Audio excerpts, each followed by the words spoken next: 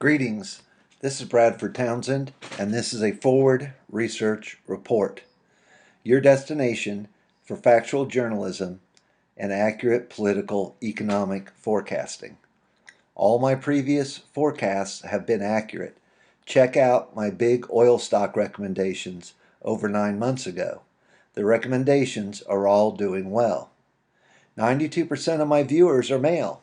Check out the snow bunnies. This educational video will illuminate the United States economy on the 7th of August 2016. I have viewed the speeches of the presidential candidates Jill Stein, Gary Johnson, Donald Trump, and Hillary Clinton. False, intentional statements on the United States and the country's comparative economic standing in the world. Links to the sources will be listed below.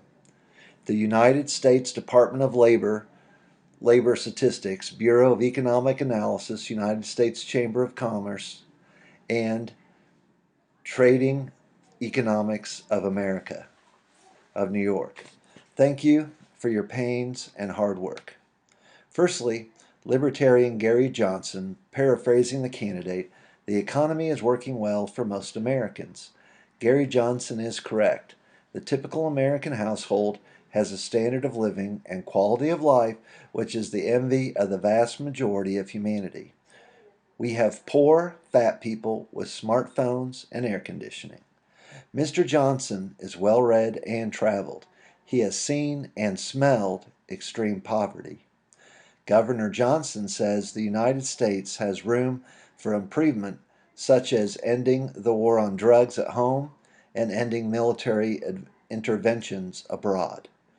The human resources could be redirected to productive industries, making the United States a less stressful, better place to live, and even more prosperous. The Consumer Price Index over the past year, ending in June, was only 1%.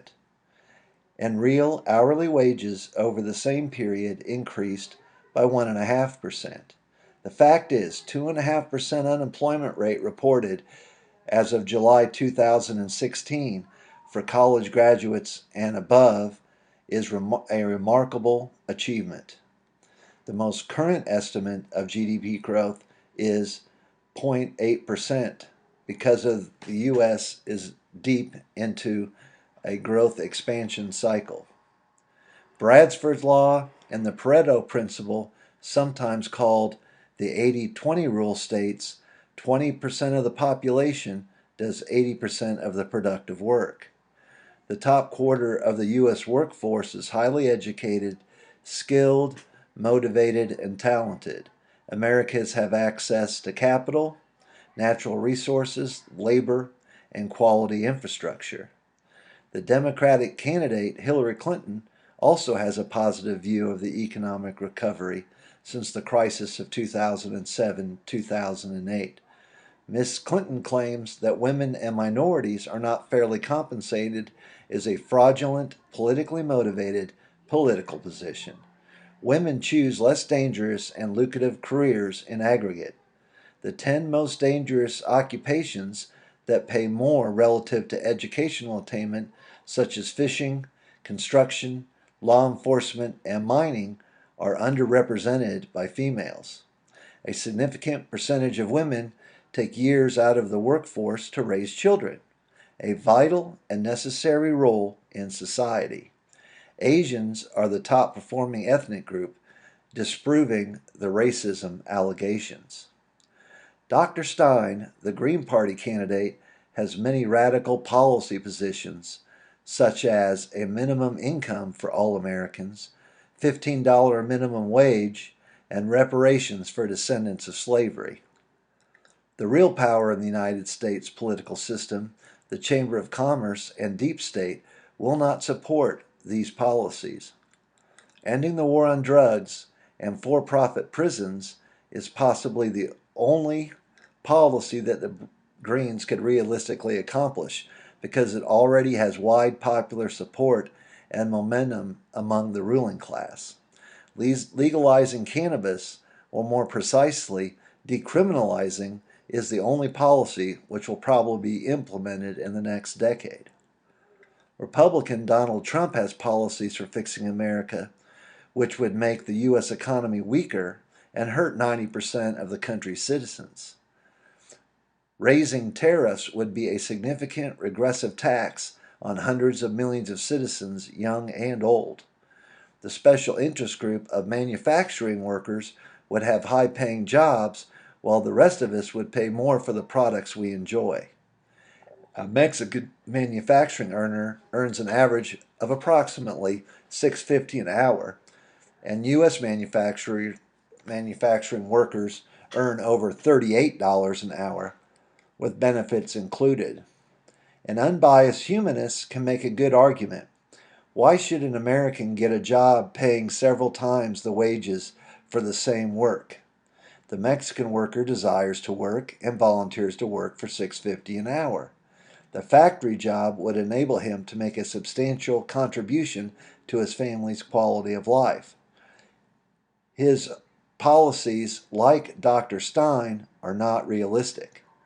The establishment controlled by the Chamber of Commerce, large banks, and industry lobbyists would not allow the tariffs.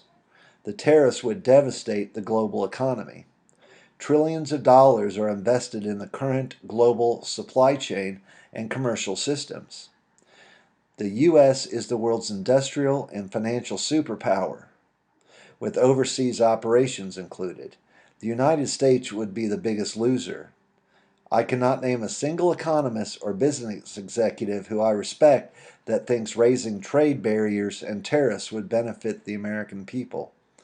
The economy has been growing at over 2% in real terms, which is excellent. The historical norm is less than 1/10 of 1%, and 1% during the Industrial Revolution. A 1% growth rate is doubling of the economy in only 72 years, less than the modern human lifespan. The hypergrowth made available by the recovery from the Great Depression and Second World War is a rare special situation. The reality is an industrialized economy has constraints to its growth. The fabulous productivity gains from machines using fossil fuels and electrification are not going to happen again. Productivity gains are coming from automation, engineering, and computers, which are replacing human labor in both manufacturing and service industries. These gains are finite. Trump is the most likely of the candidates to win the November election. He will win the debates and has unprecedented support from his base with record voter turnout during the Republican primaries. Stronger than usual third-party performance will also give Trump an advantage, as many informed voters will choose Dr. Stein or Governor Johnson rather than a corrupt, lying lawyer with bad judgment, unjust three-strikes criminal legislation, the Iraq War vote, NAFTA, her health care reform failure, unsecured emails, and the Benghazi scandal. My prediction is unprecedented low turnout from the Democratic Party base. The intelligence community may hack more harmful emails and release them through a third party or false identity. Ms. Clinton endangered national security by having an unsecured server in her closet at home. If I was a foreign intelligence office in information technology, I would have hacked the server, and I guarantee foreign intelligence agencies listened and knew of the server. All top-level government officials are scanned at international meetings. Many countries and private intelligence agencies would have intercepted her mobile phone transmissions. The deep state is a wild card in this election. Finally, politicians are proposing unrealistic and unattainable policy proposals, and they are creating acrimony.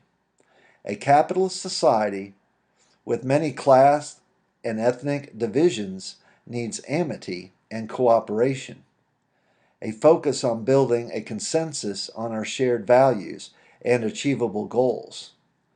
If you like statistics, check out the links below. Please like and subscribe. This has been a Forward Research Report. Over and out.